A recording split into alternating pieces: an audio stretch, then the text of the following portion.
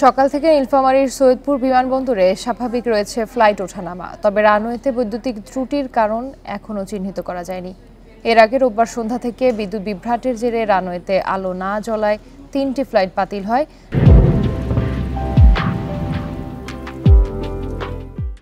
যাতে ভোগান্তিতে পড়েন 1.5 শতাধিক যাত্রী। বিমানবন্দরের ব্যবস্থাপক সুপ্লব কুমার ঘোষ জানান, রানওয়ের লাইটের কেবল মাটির নিচে থাকায় কোথায় ত্রুটি তা শনাক্তে কিছুটা সময় লাগছে। বিমানবন্দরে উন্নয়ন কাজ চলমান থাকায় বৈদ্যুতিক সংযোগকে কাটা পড়তে পারে, তবে সুনির্দিষ্ট কারণ এখনও চিহ্নিত করা যায়নি বলে জানান তিনি। দেশের অভ্যন্তরীণ বিমানবন্দরগুলোর মধ্যে অন্যতম ব্যস্ত সৈয়দপুর বিমানবন্দর।